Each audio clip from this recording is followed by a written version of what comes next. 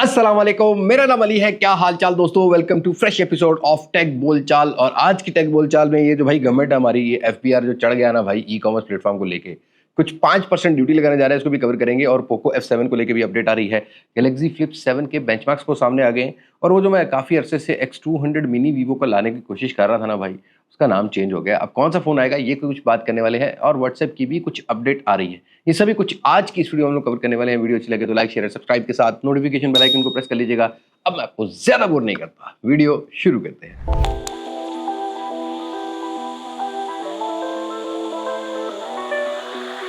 दोस्तों, सबसे पहले टेक बोलचाल की बात करते हैं। तो आपको क्या पता है कि आप पाकिस्तान में रहते हुए ये जो डिजिटल प्लेटफॉर्म्स है इस पर कितना स्पेंड करते हैं।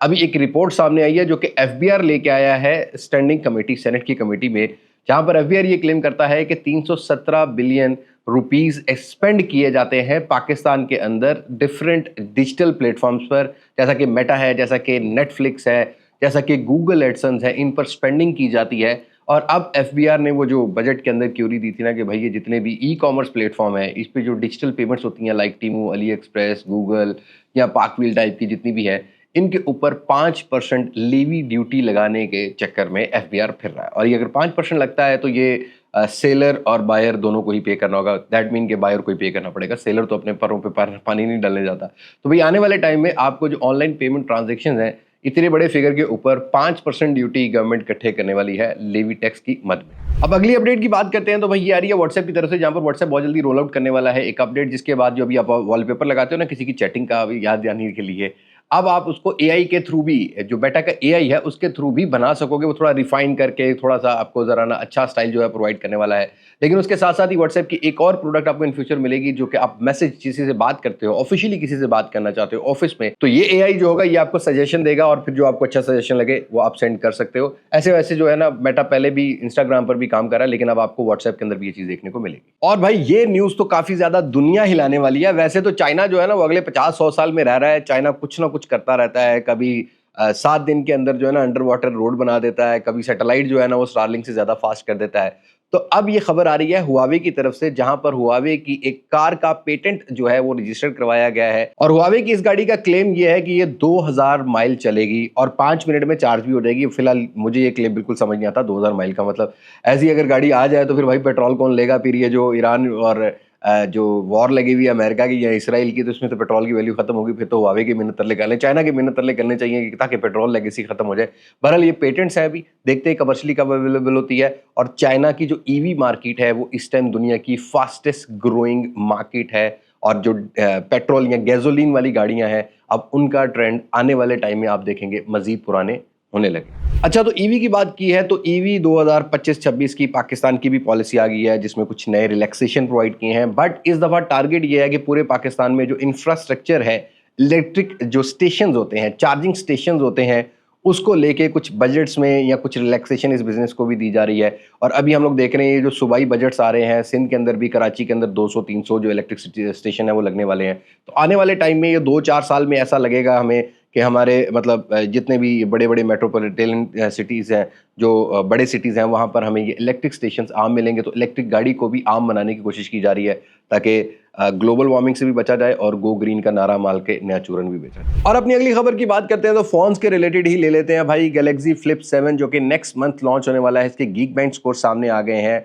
कंफर्म हो गया है कि एक्जीनोस 2500 वाला हार्डवेयर मिलेगा। और गैलेक्सी फ्लिप 6 के बेंचमार्क स्कोर से थोड़ा सा कंपैरिजन है, जो कि ये वाले जो गीक बेंच स्कोर्स हैं ये आपको ज़्यादा मिलेंगे, जहां पर ये सिंगल कोर करता है 2355 का और मल्टी कोर आपको 8076 का मिलेगा, जो कि गैलेक्सी फ्लिप 6 में कम देखने को मिलते थे। तो अब ये जुलाई में ही कंफर्म हो जाएगा और पाकिस्तान के अंदर भी डेफिनेटली ये प्रोडक्ट लॉन्च होने वाली है। और जैसा कि लास्ट टेक बोलचाल में हमने आपको बताया था कि गैलेक्सी फ्लिप 7 और फोल्ड 7 के साथ One UI 8 को भी लॉन्च किया जाएगा। एंड्रॉइड 16 बेस्ड ही होगा। बट अब यहाँ पर एक और सैमसंग की तरफ से खबर आ रही है कि जो गैलेक्सी के ए सीरीज के फ़ोन होते हैं, इनमें जो लास्ट जनरेशन होगी जिनमें One UI 8 की अपडेट मिलेगी, वो होगी गैलेक्सी A53, A33 और A73 वाली सीरीज।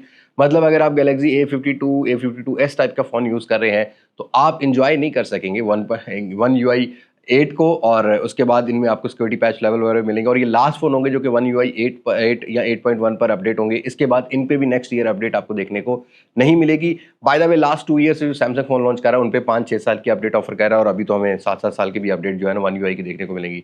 बट अगर आप पुराना फोन यूज कर रहे हैं तो अब सैमसंग के जो फैंस होंगे उनको नए फोन बाय करने पड़ेंगे लेटेस्ट यूआई को एंजॉय करने के। और भाई Oppo Reno 14 सीरीज तो ग्लोबली लॉन्च हो रही है 1 जुलाई को, लेकिन इसमें 14 Pro ही लॉन्च हो रहा है। और अभी एक बेंचमार्क स्कोर सामने आए हैं, एक लिस्टिंग सामने आई है जहां पर Oppo Reno 14F के बारे में बताया जा रहा है कि यहां पर कोई बहुत बड़ा अपग्रेड नहीं होने वाला है। Reno 13F से वही हार्डवेयर मिलेगा जो कि Snapdragon 6 Gen 1 वाला हार्डवेयर है, 4nm 2.2 GHz वाला। बेंचमार्क स्कोर्स भी इतने खास नहीं है। मुझे लगता है कि अगर ओप्पो 1 साल में 2 मॉडल लॉन्च करता है ना, तो एटलीस्ट इसको एक अच्छी लेगेसी अपने जो एफ वेरिएंट है, क्योंकि ज़्यादातर बायर हमेशा से मिड रेंज सेगमेंट का होता है, उसमें कुछ अच्छी स्पेसिफिकेशन ऑफर करनी चाहिए। Like Oppo Reno 11F which was the best selling phone in 2024, but right now Oppo को देखना है कि मार्केट कैसे टैकल करनी है कैसे नहीं। बहरहाल 14F में आपको Snapdragon 6 Gen 1 वाला हार्डवेयर मिलेगा। ये 5G वाला फोन है, बट 4G में कौन सा वेरिएंट आता है राइट नो कंफर्म नहीं है। और मुझे लगता है कि ज़्यादा से ज़्यादा Snapdragon 685 या आपको जो है ना वो G200 वाला चुना बेचा जाए। और भाई कल की डेट में लॉन्च होने वाला है पोको का नया फोन, जो कि पोको के F सीरीज के अंदर एक एडिशन होगा। पहले F7 Ultra और F7 Pro हम लोग एक्सपीरियंस कर चुके हैं।